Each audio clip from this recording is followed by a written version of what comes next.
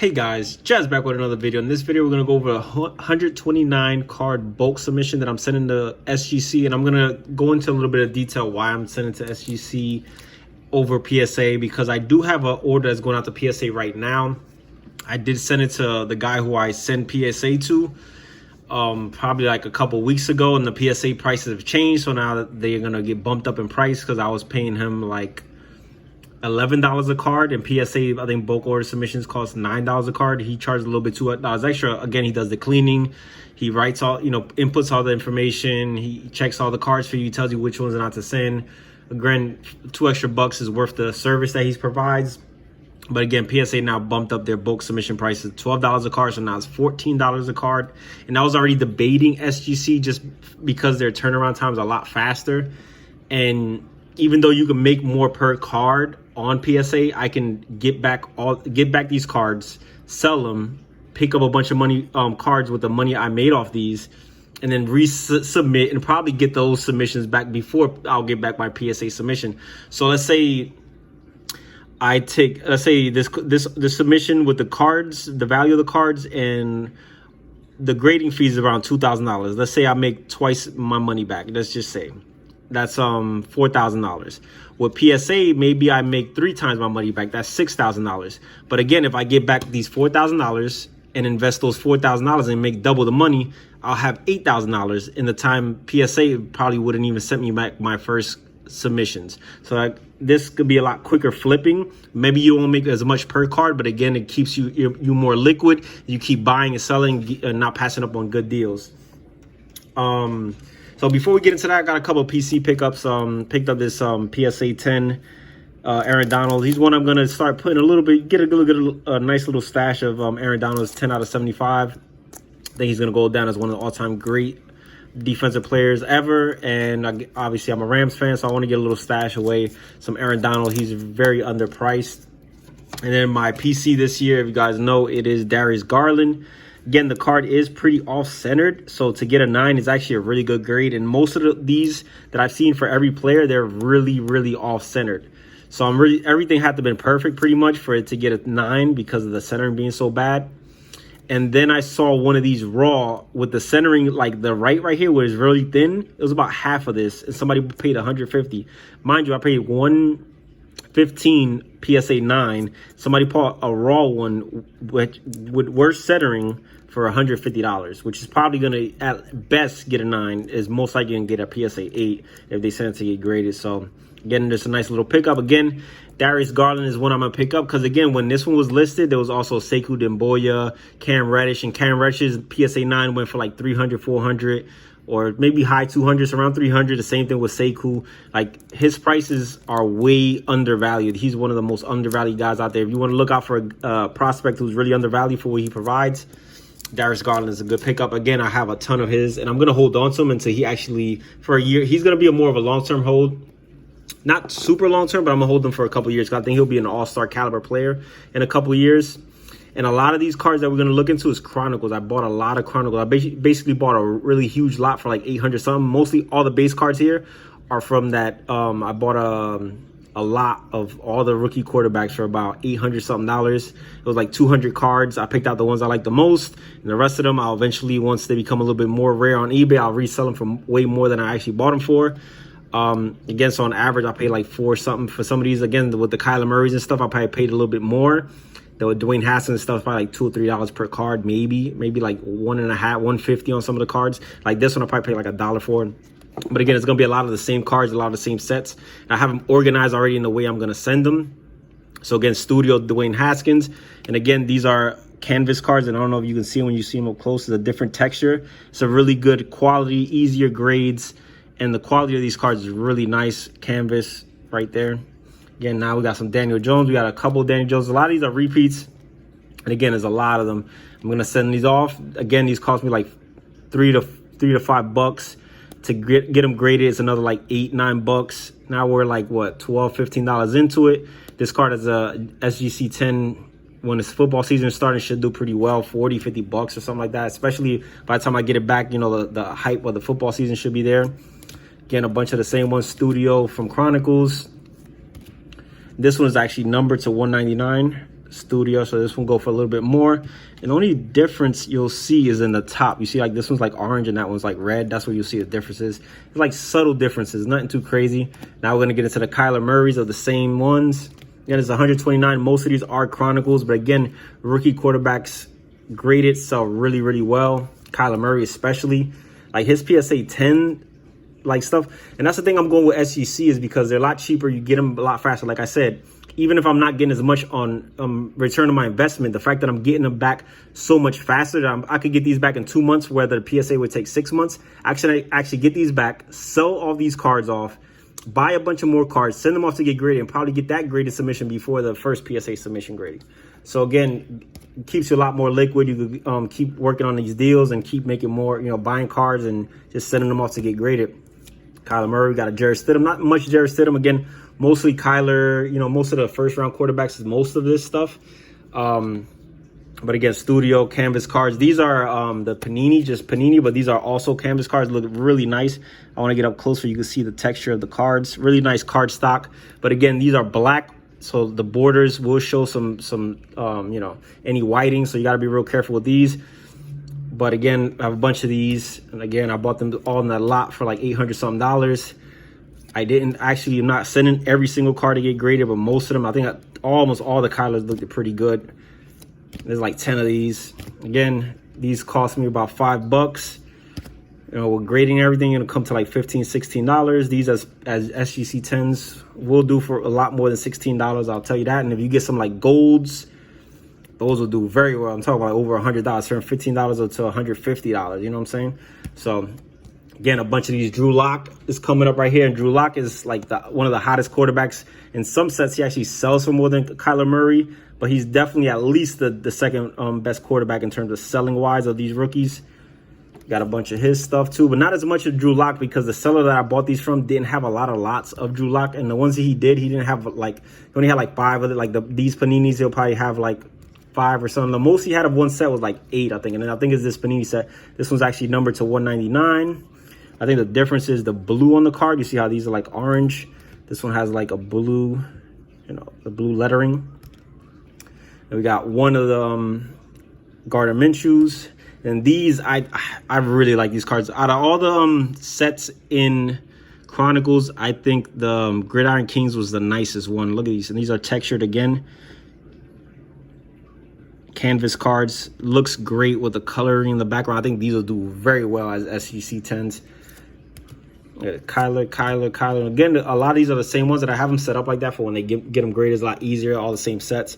We got a ton. We got Gardner Minshew, Gardner. Bunch of these. Daniel Jones. There we go. Same card. Again, these will do very, very well. The Dwayne Haskins, his looks even like these things look amazing. I mean, once these are encased and people look at these up close and personal, and you can really see these cards are beautiful. Probably my favorite set out of the Chronicles. There are some good ones though. There's some hollow ones that are going to be coming up that I like as well. I think Chronicles did a really good job. Got some of these Drew Locks as well. I think we got like 9 of the Drew Locks, so that's really great. We got a lot of the DraftKings Drew Locks. Those should do very, very well. I mean, by the time I get these back, who knows what they could be doing. There are no graded ones right now, but again, now we're gonna move into the last pile. We still got a bunch more of Drew Locks of these Gridiron Kings. Same card. And they've got some Jarrett Stidham. Don't have much of Jarrett Stidham because again, you want to limit your risk, and guys like Jarrett Stidham, they can actually be replaced this year. So I will go more heavy on the guys who were like the first round picks, except for Dwayne Haskins, because he's a little bit shaky. You got to be careful with Dwayne Haskins. I had a lot of Dwayne Haskins, and I didn't send them all. I was really picky with my Dwayne Haskins. I was really picky with my Jarrett Stidhams, because again, I don't know, if they'll be starters by the end of the year. So you got to be real careful when you send some of those guys to get graded. Drew Locke right here, Legacy.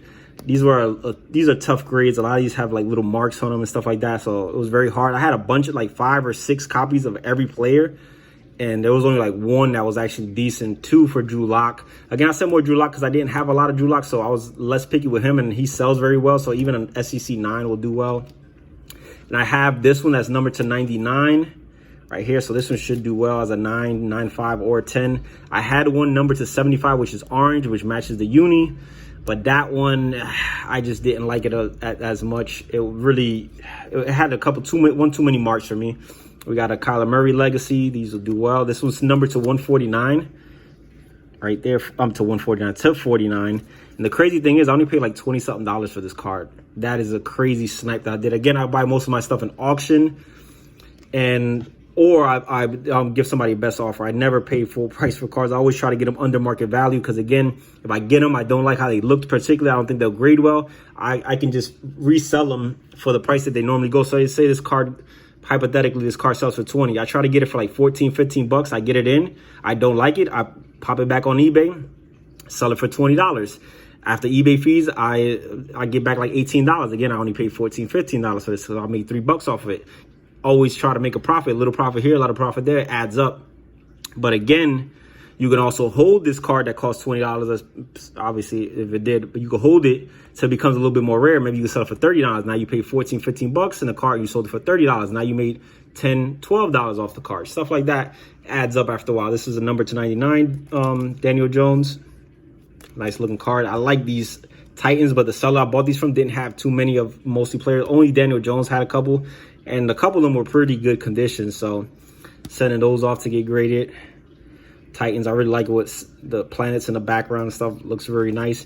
Then I got the one non-quarterback in this sub I think that I have is Nick Bolsa. This was numbered to 99. But again, the red borders with the red uniform really pops this card. I mean, I love these Titan cards. Really nice looking cards. Now, most of these are hollows. Left these luminance. Again, I had a bunch of these, but these are really tough grades. Most of these scratches are like on the case itself. It's not actually on the card. Really went through most of these very well because, I mean, I had like 6 or 7 copies of each of them. But again, these are really tough grades, and I just pulled out the best ones I had. You got Nick Bolsa right here. Only non-quarterback I sent in this sub out of the footballs. You got some score. Dwayne Haskins, Kyler Murray score hollows. Again, those will do very well graded. Paid like $4 or $5 for this. Again, SEC 10 will sell very well. Yeah, my guy Darius Garland. Now we're gonna see a lot of basketball. This one's numbered to 99. Got this for like $20 or something like that. Number to 99 debut. Again, a lot of people are not on these debuts, but I think they'll sell better than people think when they get graded. I think this one's numbered to 49. I actually just got one in, but I already completed this sub. So on the next one, I'll send I have one of these, but in a non-debut, in the regular form. Then I got another one. This one's numbered to 10. I think I paid like 35 for this one. Numbered to 10, debut, nice. Again, I paid like $1 or $2 for this. I think I paid like 11 for his autograph. Darius Garland, this is the only autograph that is out there for him right now. I wish I'd have been on it earlier because there are some autographs that actually has the name spelled out completely. I think those are like the short prints that people are going to think of in the future. Again, I got 3 of these that looked pretty well. One didn't look as good. I didn't send it. Again, his only autograph. He signed exclusively Upper Deck.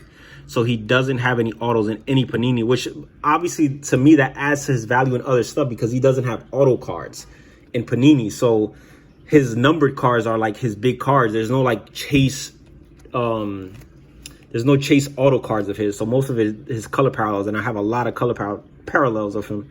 This is certified red. Again, it just matches the uni. Nice looking card with it. This is that certified as well, graffiti. Like the look of this card.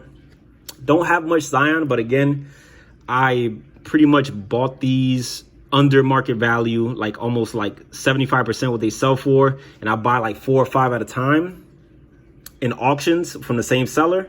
And again, I resell the ones that I don't think are that great when I get them in, and I just hold on and I send to get graded the ones that do look very well. That's just my strategy on buying. Another Zion Select Base Concourse. This is Premier Level Ja.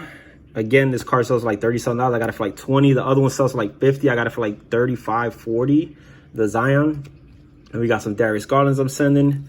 Obviously, a lot of Darius Garland. That's my PC, and I have a lot of Darius Garland already at PSA, and now I'm going to send some to SEC. This one was numbered to 49. This one right here is numbered to 99. No, to 25. I'm sorry. Really great looking card. I think I have one of the concourse that's going to be at PSA. Then this one's a nice card right here. This is a gold wave. This is the T-Mall special. Again, with these, and this is why I think Darius Garland is such a great buy. Because honestly, I think he's a better player than Kobe White. Going into the season, I don't like Kobe White's game that much.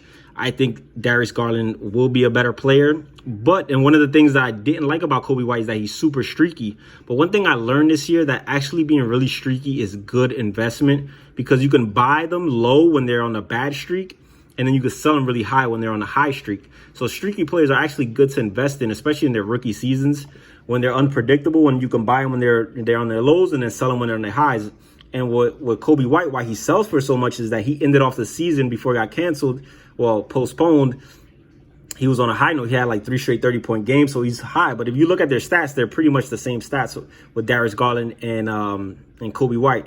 Darius Garland was obviously a higher pick. Darius Garland is also coming off an injury. We only played like 5 games in the college year, so he's basically had a whole year off. He was working himself into shape this year. I just think he's a better player. I compare him to like Gilbert Arenas.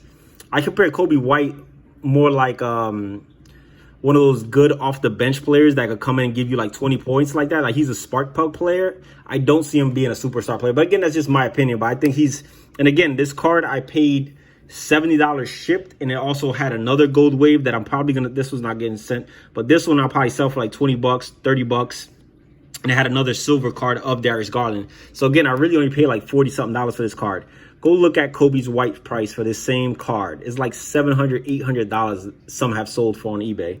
So I'm getting him for 40 bucks, and Kobe goes for 700 bucks, and they're very comparable players.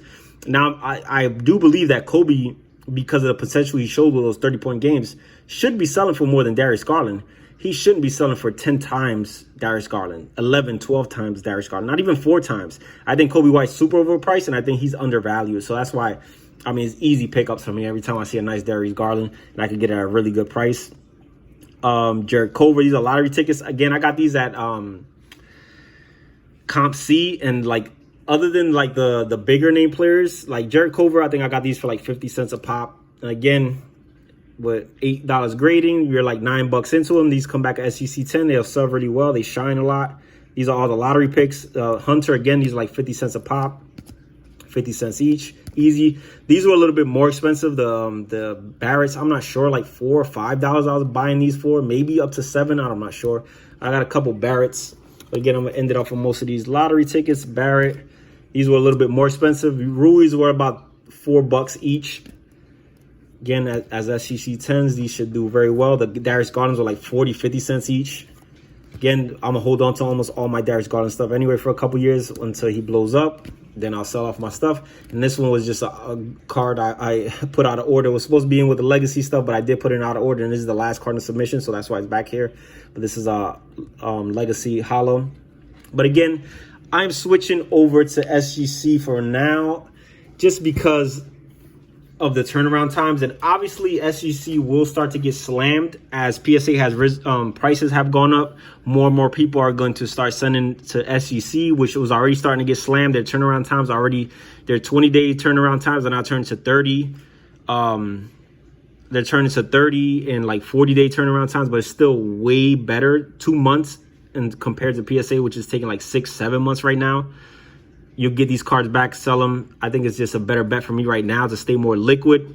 Obviously, when you have more capital, the more capital you have, the more you want to just invest in, like, send cards to PSA, because, again, you get more ROI. And if you got the capital to keep buying cards, so you don't need to get the cards back really fast in order to sell them. And plus, once you get that 6 months change, if you send a PSA 6-7 months straight, every month you should be receiving PSA cards. Every month you should be sending the PSA cards. So if you have enough capital to stretch you out for 6 months, 7 months, I think PSA is still the better bet because their value overall is better. But again, SGC is creeping up on them, and they do have that SGC gold label pristine, which could potentially start selling for a lot more than PSA 10s. Again, as more and more of these start selling on eBay, their prices will rise, because as more transactions, people see the value that people are willing to pay rises. If you really want to check out like a card that will show you where they compare is like a Zion, because he's a card that's high transaction on eBay. He has a lot of SGC cards. Most of these guys don't have a lot of SGC products out there,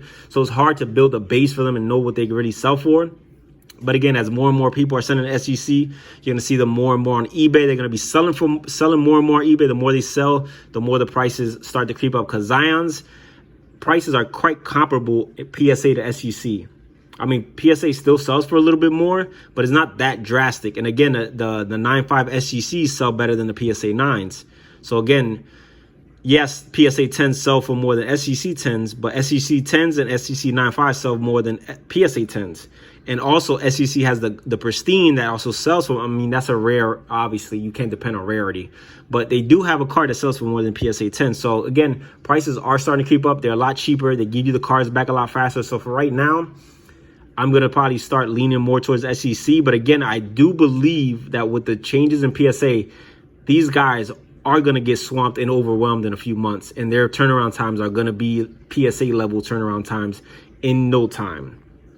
So just expect that. Try to get on the SGC wave as fast as possible, because I do think unless something drastic happens, these guys, their turnaround times will start to balloon, similar to every other grading card services, and they're all getting slammed right now, because the hobby's so hot that every single one is getting slammed right now, and SGC's getting slammed like never before. So just keep that in mind.